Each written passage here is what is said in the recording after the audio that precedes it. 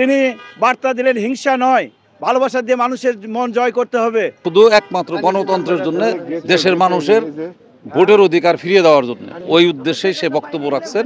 আমাদেরকে ঐক্যবদ্ধ থাকতে বলছে।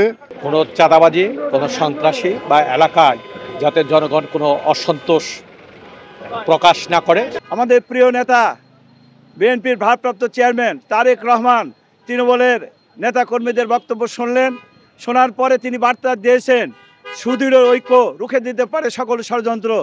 তিনি বার্তা দিলেন হিংসা নয়, ভালোবাসা দিয়ে মানুষের মন জয় করতে হবে এবং এখান থেকে ফিরে গিয়ে জনগণকে ঐক্যবদ্ধ করে জনগণকে সাথে নিয়ে সকল যারা এই ফ্যাসিবাদ পতিত স্বৈরাচার আওয়ামী লীগ এবং আওয়ামী লীগের দোসরদের সকল ষড়যন্ত্র মোকাবেলা করে আগামী দিনে আমাদের আগামী দিনের যে নির্বাচন অনুষ্ঠিত হবে, এই নির্বাচনে বিএনপিকে এবং আমাদের প্রিয় নেতাকে দেশ সেবা পরিচালনার সুযোগ দিয়ে আগামী দিনের প্রধানমন্ত্রী হিসাবে আমরা দেখতে চাই এবং আমরা সেই লক্ষ্য নিয়েই আমরা মানুষের জনগণকে ঐক্যবদ্ধ করব।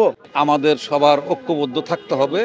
আমরা যেন সঠিক গণতন্ত্রটা যার জন্য লড়াই করা হয়েছে, সেই লড়াই সংগ্রামের মাধ্যমে যেন আমাদের যে উদ্দেশ্য, যে এই জন্যে মানুষ রক্ত দিচ্ছে বা আমরা 16 বছর আমরা আন্দোলন করছি, সংগ্রাম করছি, এই শুধু একমাত্র গণতন্ত্রের জন্য, দেশের মানুষের ভোটের অধিকার ফিরিয়ে দেওয়ার জন্য আমরা সেইভাবেই আজকে নেতাকর্মীদের ওই উদ্দেশ্যেই সে বক্তব্য রাখছেন, যাতে করে আগামীতে এবং জাতীয় নির্বাচনটার মাধ্যমে সঠিকভাবে ভোট দিয়ে জনপ্রতিনিধি নির্বাচিত হয়ে সরকার গঠন করতে পারে, সেই সরকারের মাধ্যমে দেশ চলবে।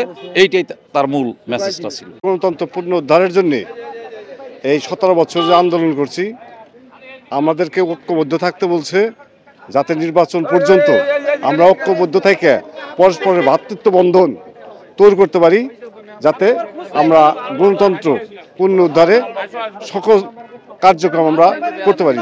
উনি সুদৃঢ় ঐক্যের কথাই বলেছেন যে রাষ্ট্র কাঠামো মেরামত করতে গেলে, ষড়যন্ত্রের বিরুদ্ধে রুখতে গেলে ঐক্যের প্রয়োজন আছে। উনি তৃণমূল পর্যায়ে এই ঐক্যকে সুদৃঢ় করার জন্য নির্দেশনা দিয়েছেন। মূলত তাদেরকে নির্দেশনা দিয়েছে জনগণের সাথে মিলেমিশে থাকতে হবে এবং আমাদের নেতাকর্মীদেরকে সতর্ক থাকতে বলেছে। কোনো অবস্থাতে কোনো চাঁদাবাজি, কোনো সন্ত্রাসী বা এলাকায় যাতে জনগণ কোনো অসন্তোষ প্রকাশ না করে, এমন কোনো কর্মকাণ্ডে আমাদেরকে লিপ্ত হওয়ার জন্য তিনি নির্দেশ করেছেন।